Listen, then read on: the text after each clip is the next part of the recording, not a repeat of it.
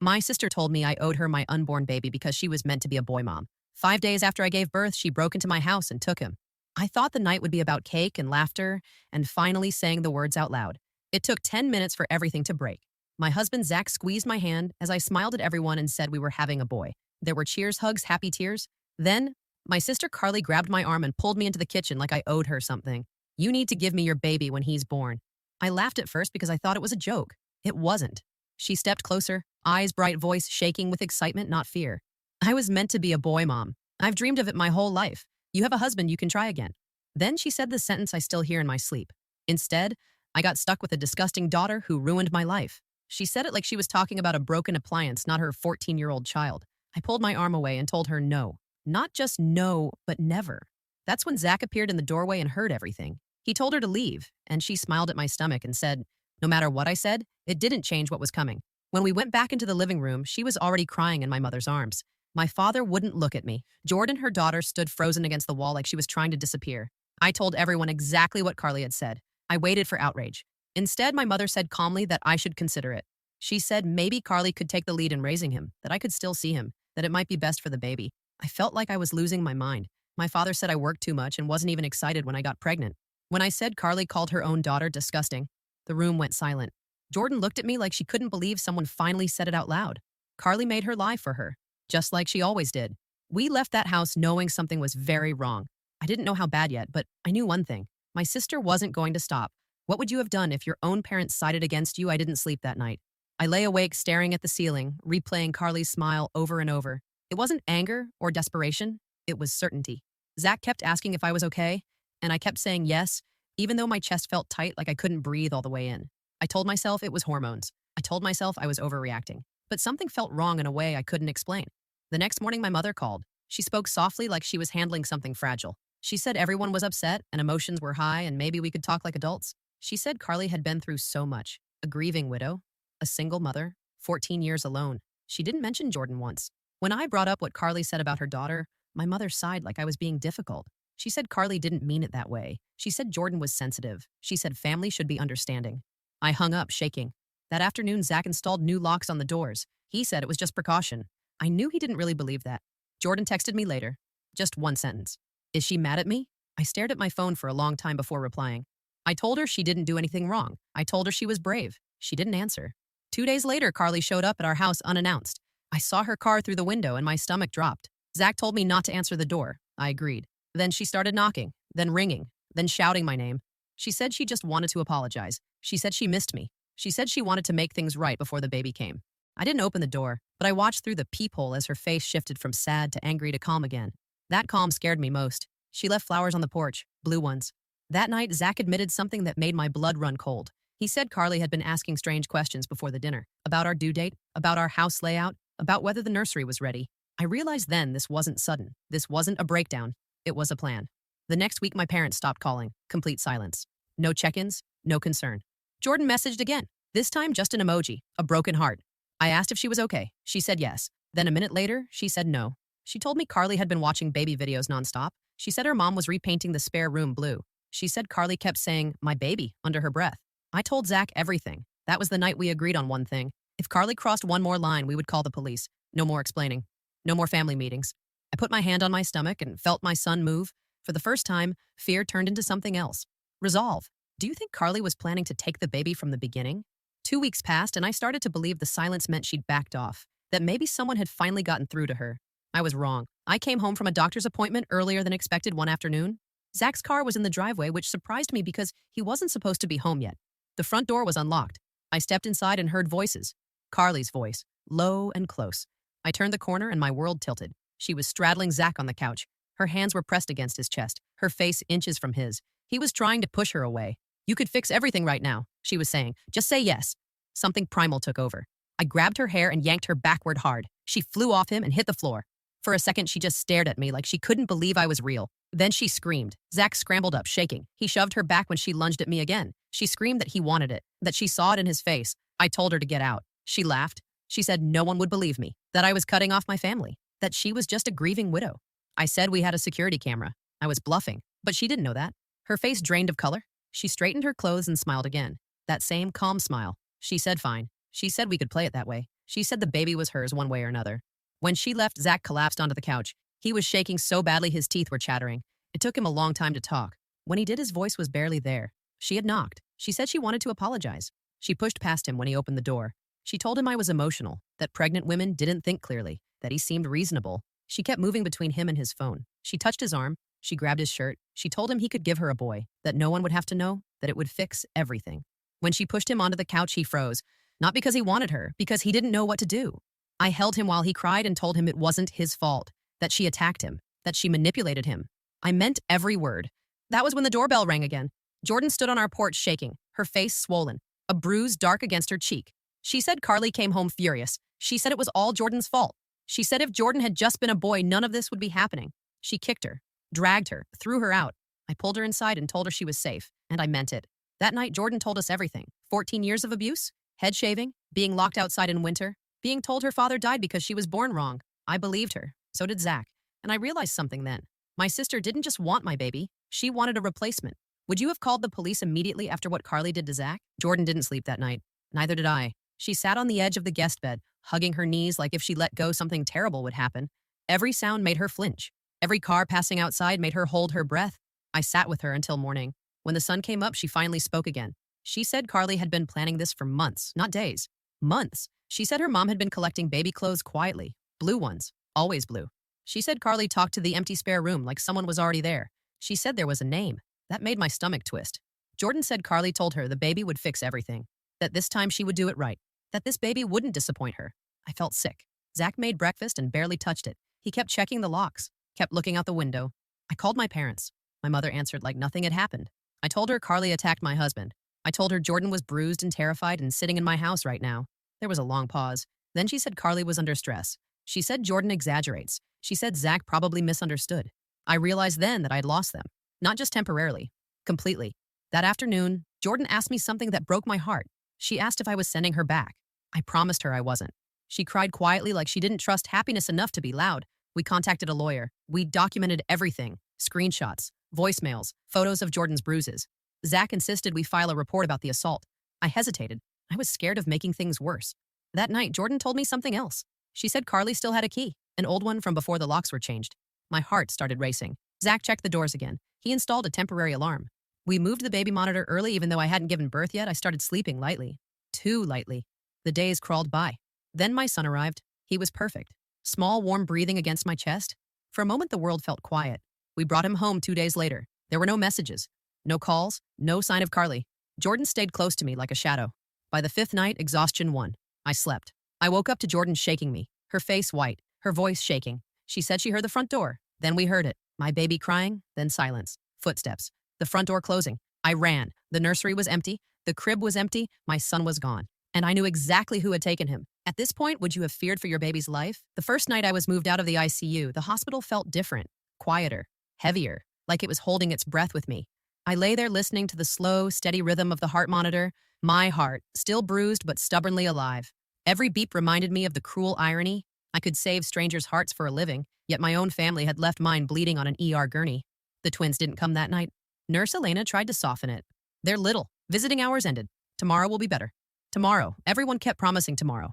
I nodded, thanked her, and stared at the ceiling long after she left. The morphine dulled the pain in my abdomen, but it couldn't touch the ache in my chest.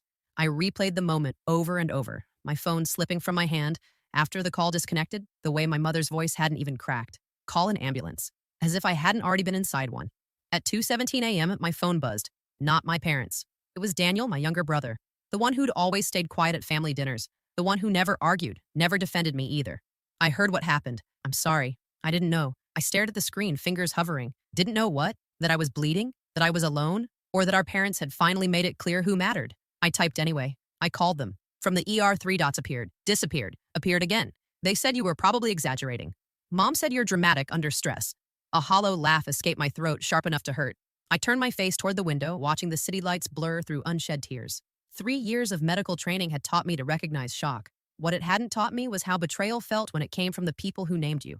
The next morning, the twins arrived. Liam ran first, curls bouncing, dragging his backpack behind him.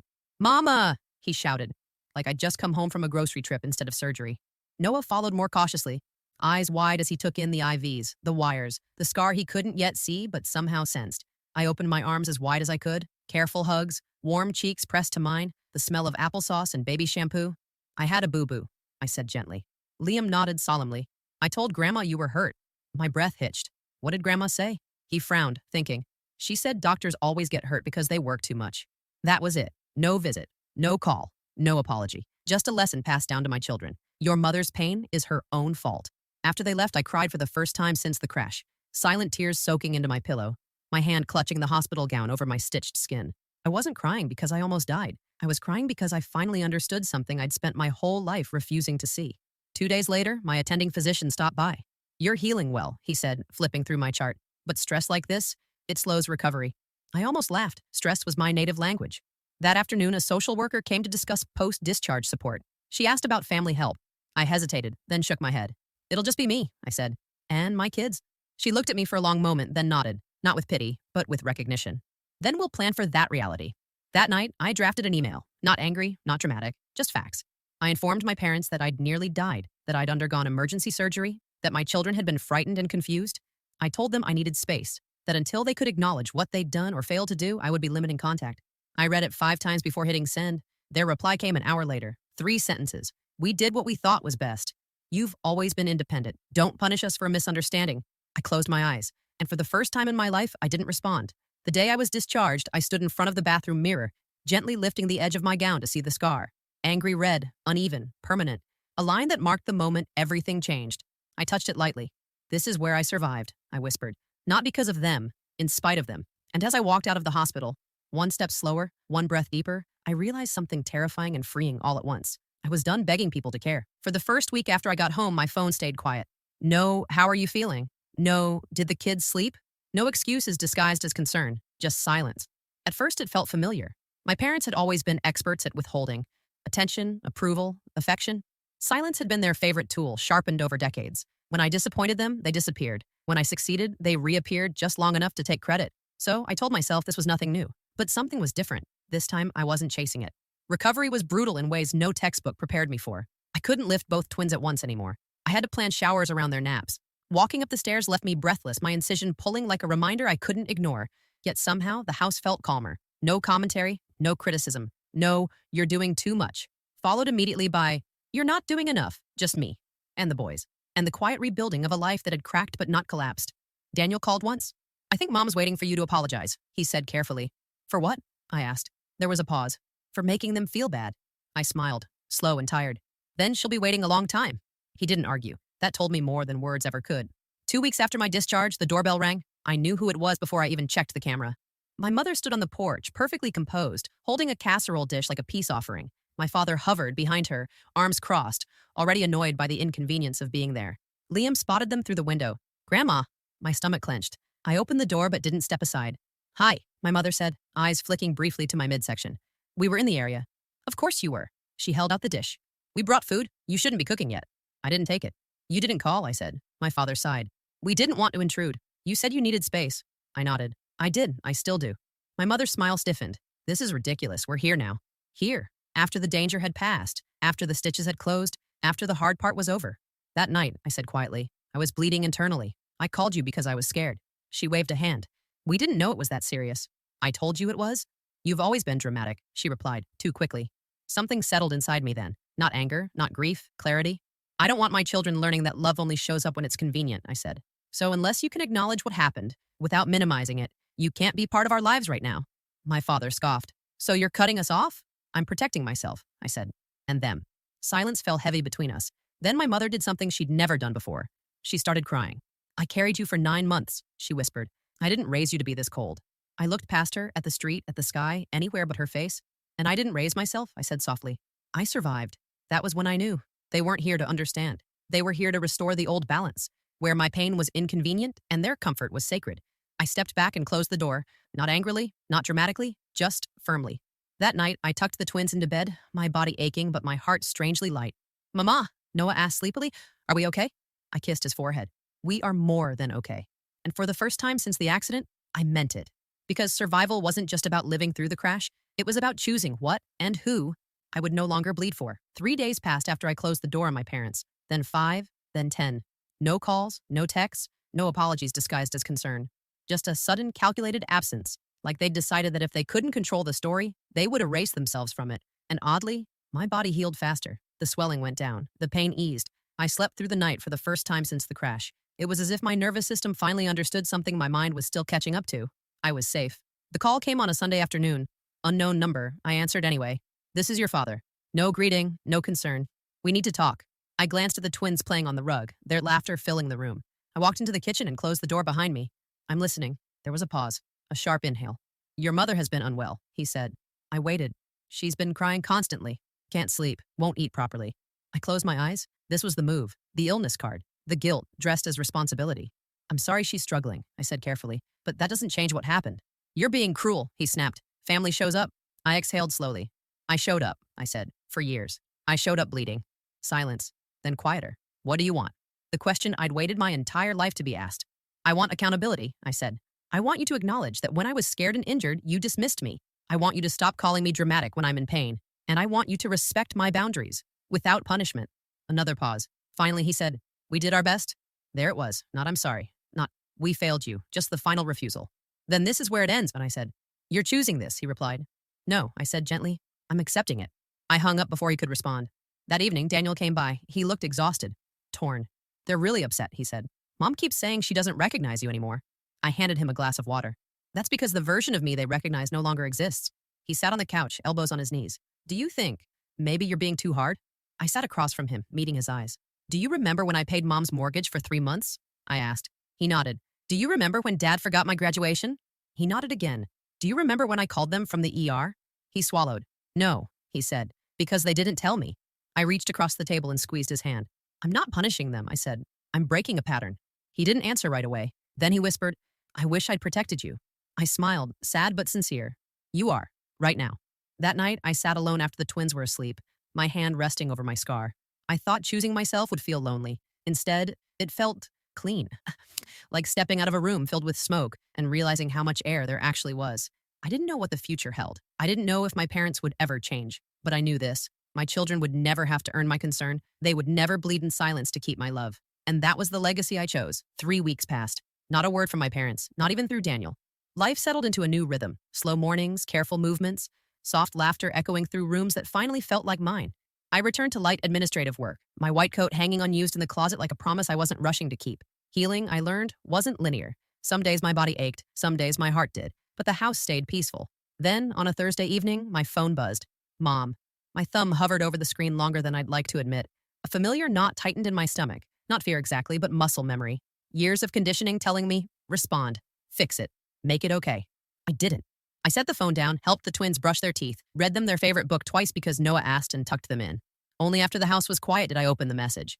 "I don't know what I did to deserve this. I raised you better than this. All I ever wanted was what's best for you. No apology, no acknowledgement, no responsibility, just pain, centered firmly on herself." I read it again, slowly. Then I realized something surprising. It didn't hurt the way it used to. I wasn't angry. I wasn't tempted to explain. I wasn't scrambling to prove my worth. I felt steady. So I typed back, carefully, kindly, clearly. "I've explained what I need to feel safe and respected. Until you're ready to acknowledge what happened and take responsibility for it, I won't be engaging further. I wish you well." I stared at the message for a long moment before sending it. Then I did. Her response came almost instantly. "So that's it?" "Yes." But I didn't reply. I put my phone face down on the table and made myself a cup of tea. I stood by the window, watching the city lights flicker on one by one, feeling the scar beneath my shirt pull slightly as I breathed. That pull reminded me of the truth. Some wounds close only when you stop reopening them. A week later, Daniel called. "They're telling everyone you've cut them off," he said quietly, "that they don't understand why." I smiled faintly. "They understand," I said. "They just don't agree." He exhaled. I think I might need some space from them too." Something warm spread through my chest. "Whatever you choose," I said, "make sure it's yours." The final moment came unexpectedly. Liam came home from preschool with a drawing, 3 stick figures holding hands, 2 small ones and a taller one in the middle. "That's us," he said proudly, "you and me and Noah." I crouched down, eye level with him. "Is anyone missing?" I asked gently. He shook his head. "No, we're all here." And just like that, I knew. This was the ending. Not dramatic, not loud, not filled with apologies or reconciliations that never truly heal. 6 months later, my scar had faded from angry red to a pale, uneven line. It still tugged when the weather changed. It still reminded me to move slower than my mind wanted to. But it no longer defined me. I returned to full clinical work in early spring, easing back into 12-hour shifts, the familiar weight of a stethoscope around my neck grounding instead of overwhelming. My colleagues noticed the difference before I did. You seem lighter, one of the nurses said during a quiet moment at the nurses' station. I smiled. I stopped carrying things that weren't mine. The twins thrived. They slept through the night. They laughed louder. They argued like normal kids and made up 5 minutes later without fear of love being withdrawn. There were no tense phone calls after visits, no whispered criticisms, no emotional cleanup required after family gatherings, just consistency. One afternoon while we baked cookies, Noah spilled flour everywhere. I laughed instead of snapping, realizing how deeply that reflex had once been wired into me. I was unlearning things I didn't even know I'd been taught. Daniel visited more often. Sometimes he stayed for dinner. Sometimes he just sat quietly while the boys played. They keep asking why mom is sad all the time, he admitted once. I don't know what to say. I wiped my hands on a towel. You can tell them the truth, I said, that some people don't know how to love without control, and that it's okay to step back. He nodded slowly, like someone hearing a language they'd always known but never spoken. My parents tried one last time. A letter arrived in the mail, handwritten, heavy paper, careful script. They said they missed us. They said families should stick together. They said life was too short for grudges. They did not say they were sorry. I folded the letter and placed it in a drawer, not to punish them, but because I finally understood the difference between peace and permission. The real change showed up in the smallest moment. Liam woke up from a nightmare one night, crying, shaking. I pulled him into my arms, held him until his breathing slowed. Will you leave? He whispered. My chest tightened. Never, I said without hesitation. And I knew it was true. Because love, real love, doesn't disappear when it's inconvenient. On the anniversary of the crash, I took the twins to the park. We lay on the grass, clouds drifting overhead, the sun warm on our faces. Mama, Noah said, squinting at the sky. Are you happy? I thought about the ER lights, the silence, the door closing, and everything that followed. Yes, I said softly. I really am. Not because my parents changed, but because I did. 1 year after the crash, I stood in front of the mirror on the morning of my birthday, 35. I traced the scar once, gently, not with sadness, not with anger, with gratitude, because that line marked the moment my life split in two. Before I learned the cost of silence, and after I learned the value of boundaries, the twins insisted on pancakes that morning, misshapen, slightly burned, made with far too much enthusiasm. We made them with love, Liam announced proudly. I laughed and kissed the tops of their heads. I used to think love was something you earned by being useful, by being agreeable, by bleeding quietly so no one else had to feel uncomfortable. I was wrong. Love was warm pancakes. Love was nighttime reassurance. Love was showing up before the crisis passed. Later that day, I received one final message from my mother. Just 2 words. I miss you. I stared at it for a long time. Then I put my phone down because missing someone is not the same as treating them well. And I had finally learned the difference. That evening, as I tucked the boys into bed, Noah asked, Mama, why don't we see Grandma and Grandpa? I chose my words carefully. Sometimes, I said, grown-ups don't know how to be kind in the ways we need. And when that happens, it's okay to choose space. Liam thought about that. Like when we take breaks when we're mad. I smiled. Exactly like that. They accepted it easily. Children always do, when love isn't conditional. After they fell asleep, I sat alone with a cup of tea, the house quiet and full. I thought about the woman I used to be, the one who called from the ER hoping for rescue, the one who believed family meant endurance. I wished I could reach back through time and tell her this. You will survive. And then you will live. Not louder, not harder, but truer. I didn't lose my family that night in the hospital. I lost the illusion of one. And in its place, I built something better. A home where no one has to beg to be cared for. A love that doesn't disappear when things get inconvenient. A life where silence is no longer punishment, but peace.